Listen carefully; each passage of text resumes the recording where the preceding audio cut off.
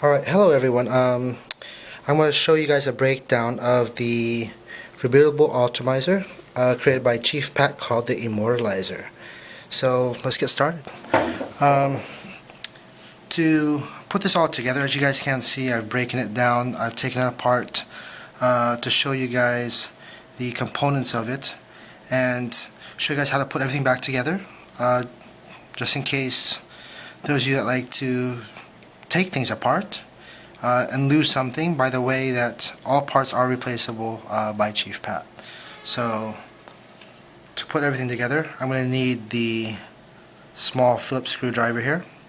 Since I've had my poles upgraded, need a little Allen wrench. You have the top cap. By the way, I availed of batch 2. It comes with a laser engraved top cap with a serial number. I got number 17, has a logo on it. Top cap pretty much fits almost every drip tip out there. You have your drip shield with 2 holes in it. I believe the 2 holes in it are 0.8 millimeters, and it has a gunmetal finish to it. You have your bottom piece with a center pin right there in the middle, 510 connection. It has 3 air holes, and I'll explain how those air holes work. You have the shorter pole here, which is your positive pole.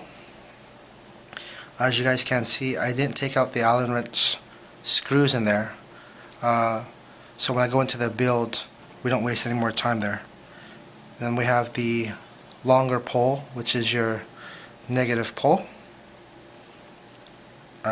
The ceramic insulator, very unique piece there.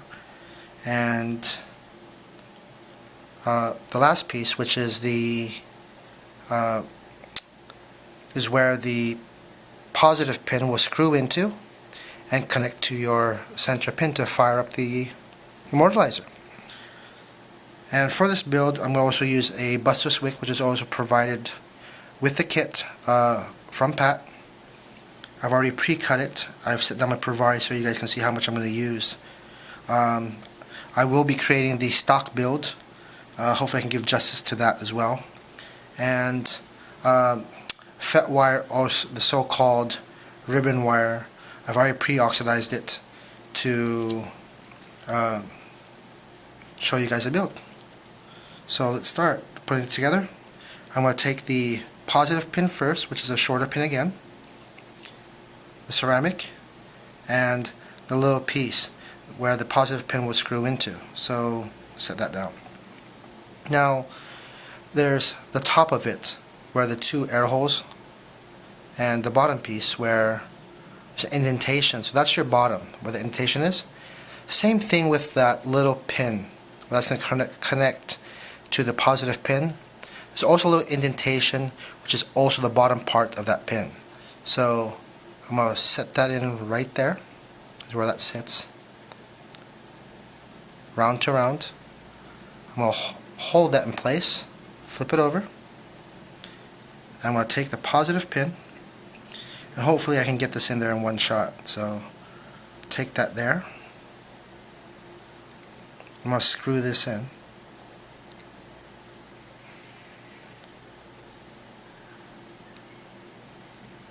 There you go. It's going in perfectly there. Okay. So I believe it's got pretty tightened down. So let me just tighten that down just a little bit more. Now you want to make sure you guys don't tighten it too much. So you don't want to crack this little insulator there that's made out of ceramic. So as you guys can see there, right, it's attached. Now I'm going to show you guys top view. There it is. Alright, so you want that pin there facing that way. I'm going to take the negative pole, which is the longer pole. I'm going to set that down with the Allen screws facing the other way. There you go. And that's going to connect into the body to ground everything down. As you guys can see, right beside the center pin there's a little hole. I'm going to hopefully get that there in one shot. Set that right into there. And we're going to tighten this down as well.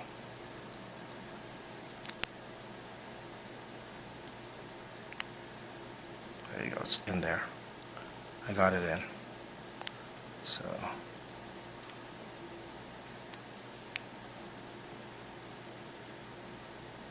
and there you go. So I got everything tightened down. Now you guys can see how the poles are sitting in there. Basically, they're kind of like this, right? That's how your build's going to sit right into there. I'm going to go 1, 2, 3, and 4. Alright. 4, why? Because of, I'm a Provari user. 3 loops won't give me the right firing. It won't be able to fire on a Provari. I believe that will give me like a below 0.8 resistance. I'm going to cut that off. Right. Now the key here is that you want to try to give as much space as possible, but being FET wired, even though they do overlap or stick together, it will still fire. You don't want to pull it too tight because you want to be able to have the juice still seep in through the coil to give you that maximum juice flavor. So I'm going to take the bottom piece. As you guys can see, it's sitting side by side, right? That's what I was talking about, how it's going to sit a little bit lower. If you built it the other way, going this way, it would have set higher, like this, giving you a space in between, the optimizer. But since I built it lower, it's going to sit this way, right? A little bit more closer to the air holes. So let's put this in.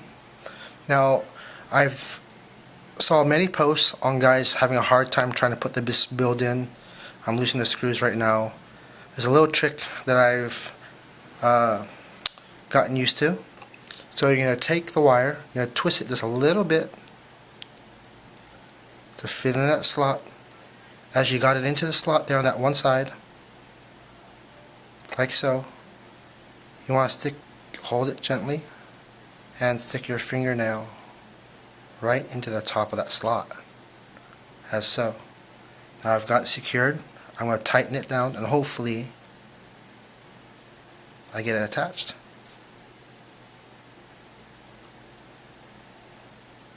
Okay, I can see the FET wire moving, so that means it's got the bite. As you guys can see, I have it attached there. Do the same thing on the other side. Let me loosen up the screw here.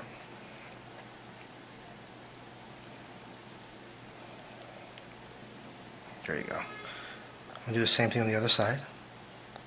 Do another little twist here. Little twist to get it into the slot.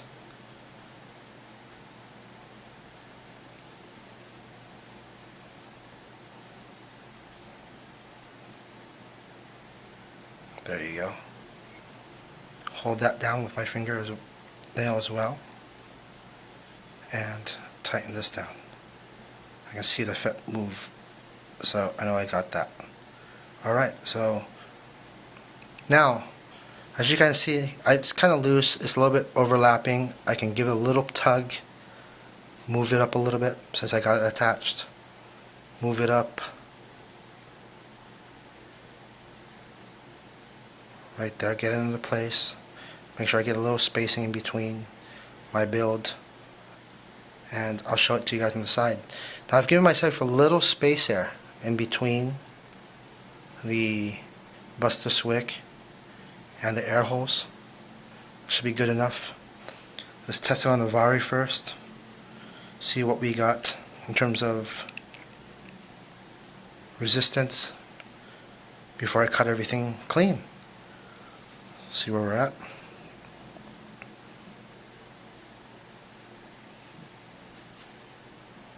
That's giving me a read of 0.9 already. So I'm right borderline on the Vari to fire. I'm going to have to move this down just a bit. Let's get it back down to about 3 right there. I'll show you guys. Fire. Now you guys can see it glowing right there. So hopefully you guys can see that. And it's glowing. So I'm going to cut everything to size.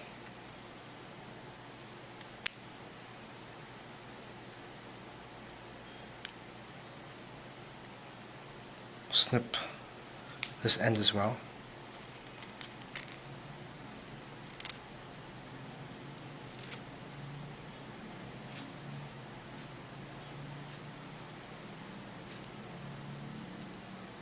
There you go.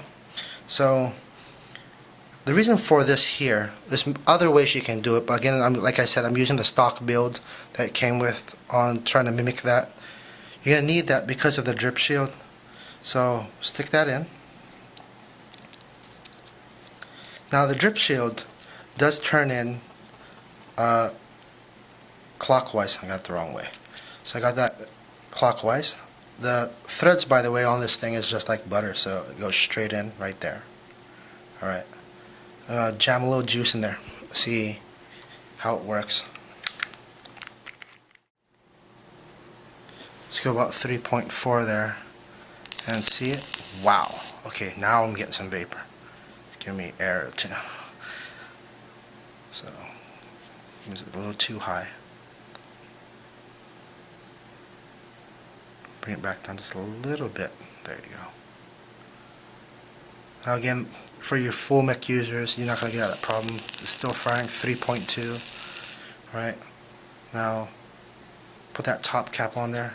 Now top cap screws the other way. Set my drip tip on there.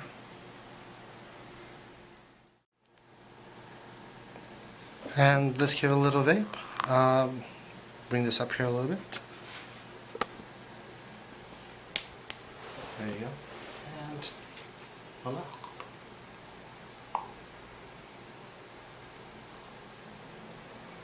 Not bad.